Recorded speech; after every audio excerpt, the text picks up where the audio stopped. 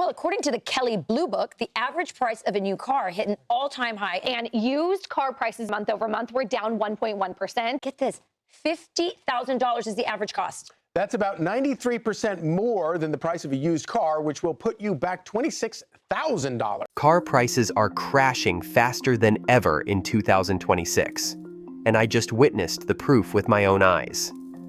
I spent yesterday at a dealer-only auction, the kind of place regular buyers never get to see.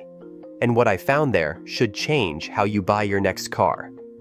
Picture this: a 2018 BMW X3. Decent miles, clean body. The auctioneer starts the bidding at $22,000. No one raises a hand. He drops it to $14,000. Still nothing. $8,000. That's when I see the warning light on the dashboard. Refill coolant. Shut motor down. The dealers noticed it too. That BMW barely crawled past $11,000, and it still didn't sell. But here's the thing that really got my attention. I kept seeing the same trucks, the same SUVs, week after week. A Silverado sitting there from last week, a Tahoe, a Tundra, a Jeep. None of them sold. They just keep running through the auction over and over again. Dealers are stuck with vehicles nobody wants to buy. Something is very wrong in the used car market right now, and most people have no idea it's even happening. So why are dealers panicking while consumers are still paying full price? Let me explain what a dealer auction actually is. This isn't a place where you or I can walk in and buy a car. This is wholesale only. Licensed dealers buying and selling inventory away from public eyes. What happens here sets the prices you eventually pay on the lot. And right now, what's happening here is ugly. I walked through the lanes before the auction started, checking out what was running that day. That's when I noticed something strange. A Silverado I recognized from last week. A Tahoe sitting in the same spot. A Tundra that definitely ran 7 days ago. A Jeep I had looked at myself the week before. An F-150 gathering dust in the corner. None of them sold. They're all running again. In a healthy market, this doesn't happen. Vehicles come to auction, dealers bid, cars sell, everyone moves on. But when the same trucks and SUVs keep showing up week after week, that's a giant red flag waving right in front of your face. Here's what's going on. These vehicles came from franchise dealerships. New car stores that took them as trade-ins. The problem is they paid way too much. They got aggressive trying to win deals, offered inflated trade-in values, and now they're underwater. The cars are worth less than what they have in them. So they bring them to auction hoping to cut their losses. But buyers like me aren't stupid. We're not going to pay their inflated number just to bail them out. We know what these vehicles are actually worth in this market. There's a saying every car dealer knows: first money, best money. It means the first time you run a car through auction, that's probably the most you're ever going to get for it. Every week after that, it brings less. Buyers get suspicious. They assume something's wrong with it. The car gets stale. These dealers holding out for more money are actually losing more money.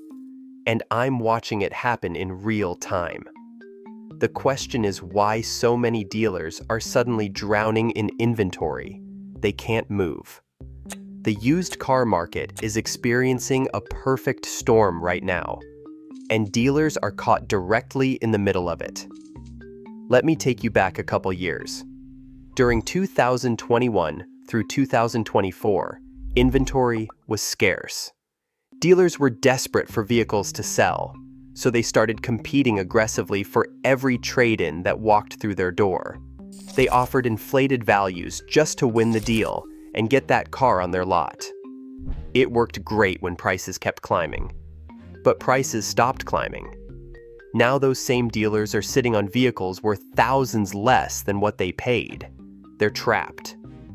So they bring these underwater vehicles to auction, hoping someone will take them off their hands.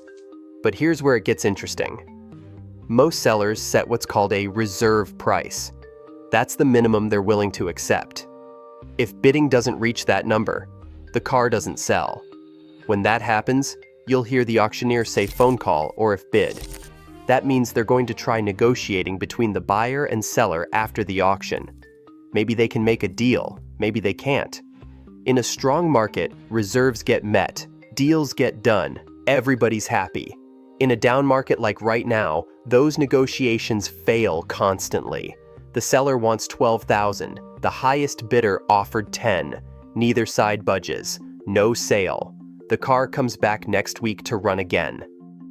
And this is where the death spiral begins. Every week a vehicle doesn't sell, it becomes staler. Buyers start wondering what's wrong with it. Why didn't it sell last time? Is there hidden damage, mechanical issues, something the seller isn't telling us? Even if there's nothing wrong, the suspicion alone kills the price. Dealers who could have gotten decent money on week 1 are now looking at taking serious losses by week 3 or 4. Some of them hold out anyway, convinced the market will bounce back. It won't. Not fast enough to save them. But there's another factor making early 2026 particularly brutal for anyone trying to sell a used vehicle. Timing is everything in the car business, and right now, the timing could not be worse for dealers trying to move inventory.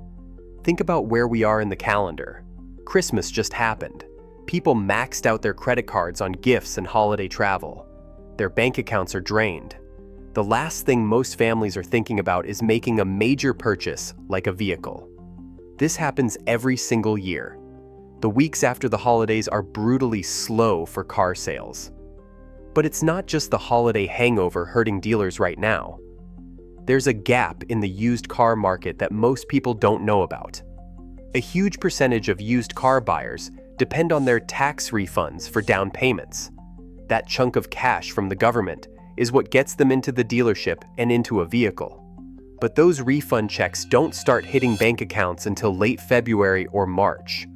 So we're stuck in this dead zone, 6 to 8 weeks where buyer traffic drops off a cliff. Dealers are sitting on inventory that nobody's coming to buy. And every day that passes, those vehicles depreciate a little more. Here's what happens next. Dealers with full lots stop buying at auction. Why would they? They can't sell what they already have, so they stay home. They save their money. They wait for the market to pick back up. But when buyers disappear from auctions, prices collapse even faster. Fewer people bidding means lower sale prices.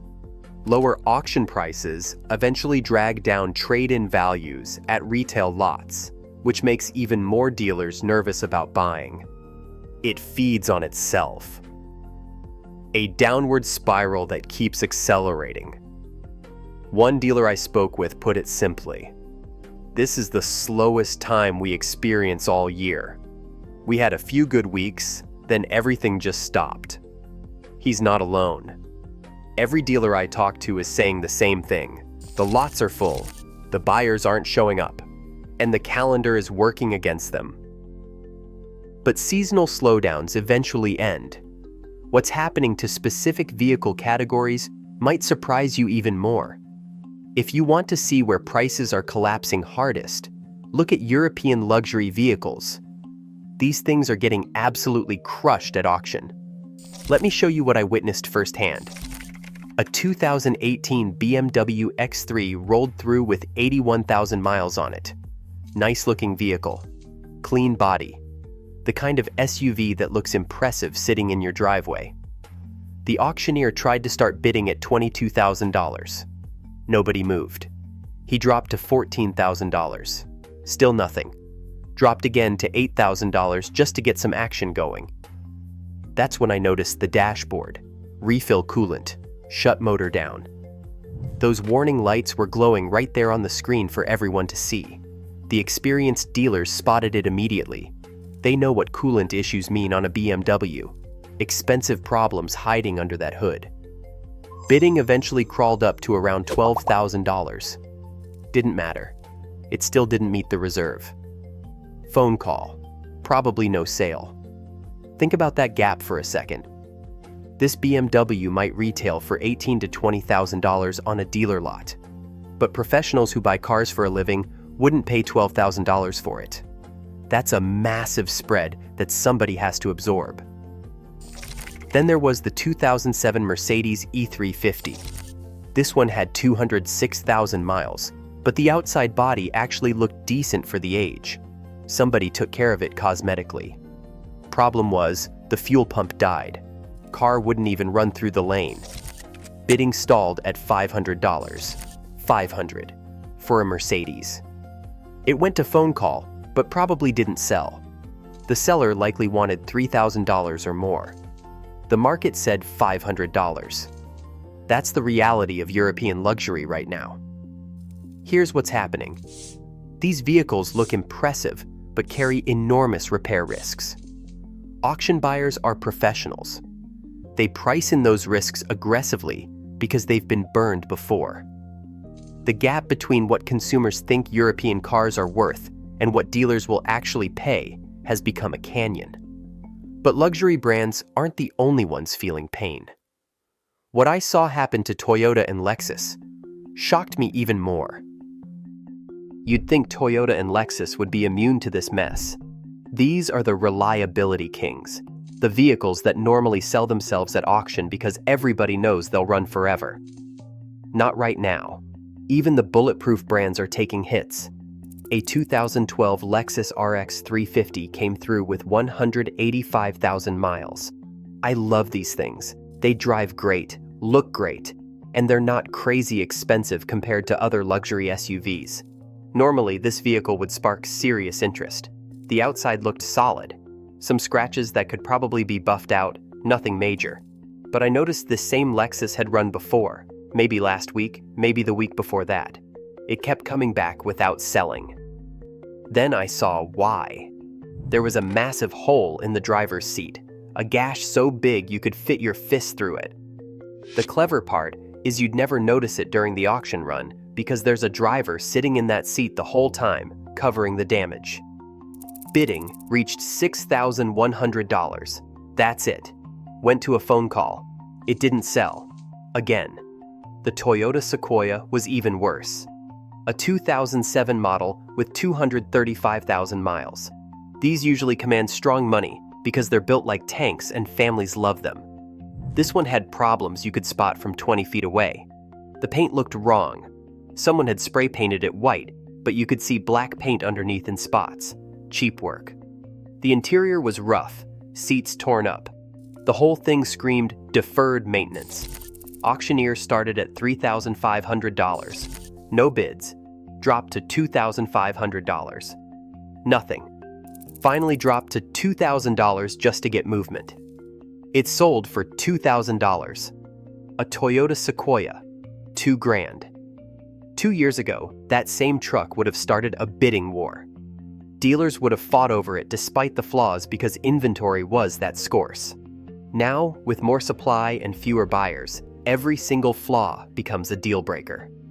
The Toyota badge doesn't guarantee a sale anymore, not in this market. So if even the reliable brands are struggling, what exactly is selling right now? The answer reveals what smart money is actually chasing. Not everything is struggling to sell. Some vehicles are still moving, but the ones that actually sell reveal exactly what dealers are looking for and what red flags you should watch out for. A 2019 Toyota Tundra rolled through with 101,000 miles. Good motor, the 5.7-liter V8 that everyone wants. Red paint, clean body with no major dents or dings, no rust, which matters when you're looking at trucks. This thing looked solid from the outside. Bidding started at $25,000. At first, nobody moved. Then the bids started trickling in. It climbed to $26,000, then $27,000, finally sold at $27,600. But here's what most people would miss. The auctioneer announced it was selling as is. That's auction code for a major problem exists. And there was a small inventory tag hanging from the mirror, the kind franchise dealer service departments use when a vehicle needs work. That tag tells a story. This truck came from a new car dealership. Their technicians found something wrong. Instead of fixing it and selling it retail, they decided to dump it at auction. When a Toyota dealer won't sell a Toyota on their own lot, that should tell you everything. This truck will probably show up on some used car lot next week, priced at $32,000 to $35,000. The dealer who bought it knows about the issues. The customer walking onto that lot won't have a clue unless they know what to look for. So let me tell you exactly what to watch for. Vehicles being sold as is, instead of with limited warranties, service tags or inventory stickers from other dealerships still attached. Prices that seem too good for what you're getting. Recent auction purchases showing up on vehicle history reports. Here's the pattern. What commands real money right now is low-mile trucks and SUVs from desirable brands with clean histories and zero obvious issues. Everything else is negotiable, heavily negotiable. The dealers know this market is soft. Most consumers have no idea. That gap between what dealers know and what buyers know is exactly where your opportunity lives. So how do you actually use this information to save money on your next vehicle? Let me break it down. First, understand the timing.